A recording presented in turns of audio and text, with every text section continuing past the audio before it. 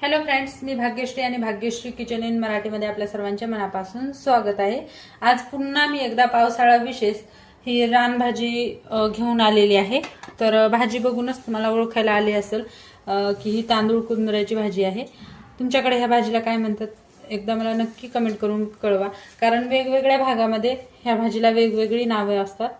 तर या अगोदर आपण ही चिलची भाजी कशी बनवायची आणि भरपूर अशा वेगवेगळ्या रानभाज्या कशा बनवायच्या हे चॅनलवर पाहिलेलंच आहे। जर तुम्ही चॅनलला सबस्क्राइब केलेलं नसेल तर आणखीन अशात नवनवीन भाज्या पाहण्यासाठी किंवा वेगवेगळे किचन व्लॉग वगैरे पाहण्यासाठी चॅनलला एकदा नक्की सबस्क्राइब करा। चला तर मग जास्त वेळ न करता आपण व्हिडिओला सुरुवात करूयात। तर सर्वात अगोदर आपल्याला ही भाजी स्वच्छ निवडून घ्यायची आहे। फक्त आपल्याला याचे पानं घ्यायचे आहेत। व्हिडिओमध्ये दाखवल्याप्रमाणे आपल्याला फक्त पानं घ्यायचे आहेत। पूर्ण भाजी याच पद्धतीने साफ करून घ्यायची आहे आणि साफ केल्यानंतर स्वच्छ 2 ते 3 पाण्याने आपल्याला ही भाजी धुवून घ्यायची आहे। कारण पावसाळा म्हणलं की माती वगैरे आलीच, तर व्यवस्थित आपल्याला 3 पाण्याने धुवून घ्यायची आहे। तर मी ही भाजी पूर्ण स्वच्छ निवडून धुवून घेते।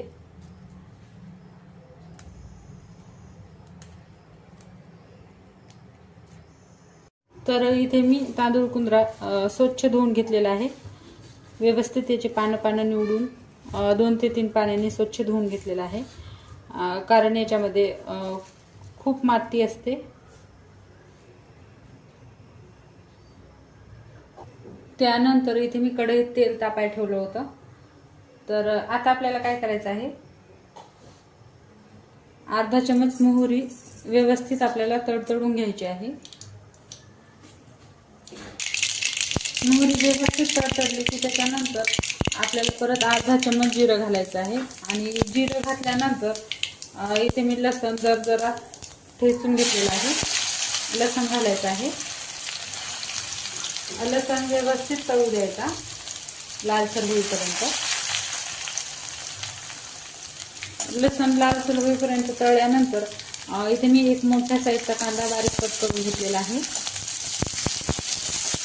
तर आपल्याला लगेच कांदा घालायचा। कांदा व्यवस्थित आपल्याला 1 ते 2 मिनिट लालसर होईपर्यंत तळून घ्यायचा आहे। तर कांदा व्यवस्थित आपला लालसर होईपर्यंत तळलेला आहे। आता आपल्याला काय करायचं आहे, जे बेसिक मसाले आहेत, चटणी, हळद, अर्धा चमचचा कमी मी हळद घेतलेली आहे आणि चवीनुसार मीठ। तर आपल्याला हे फक्त 3च मसाले घालायचे आहेत। हवं तर तुम्ही जिरा पावडर, धनिया पावडर घालू शकता। मसाले व्यवस्थित आपल्याला 10-20 सेकंद तळून घ्यायचे आहेत। तर इथे मी मसाले व्यवस्थित तळून घेतलेले आहेत। आता जे आपण भाजी स्वच्छ निवडून धुवून घेतली होती ती भाजी घालायची आहे। तर पाहू शकता कढईमध्ये भाजी किती झालेली आहे आणि परतवल्यानंतर खूप कमी भाजी होते। अर्ध्याला सुद्धा आपली कमी भाजी तयार होते।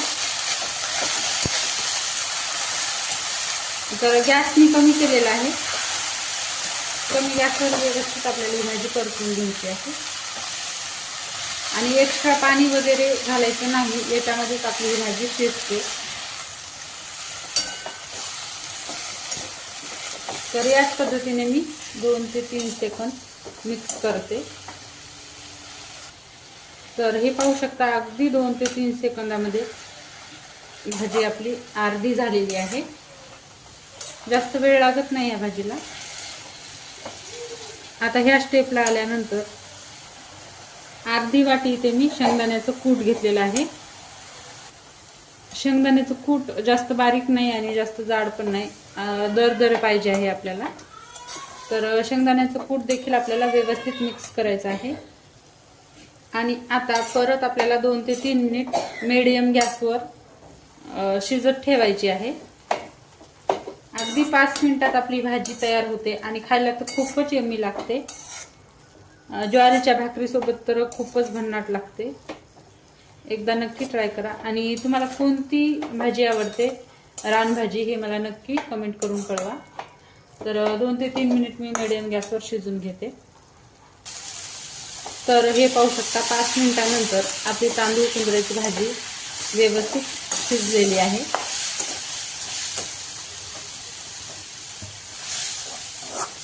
तर मग फ्रेंड्स, तुम्हाला आजचा हा व्हिडिओ कसा वाटला नक्की मला कमेंट करून कळवा। आवडला असेल तर लाईक करा, शेअर करा आणि जर चॅनलवर नवीन आला असाल तर अशाच नवनवीन रेसिपी पाहण्यासाठी चॅनलला सबस्क्राईब करा, सोबतच बेल आयकॉन देखील दाबा। तर लवकरच भेटूयात अशाच एका भन्नाट रेसिपीमध्ये। तोपर्यंत बाय बाय।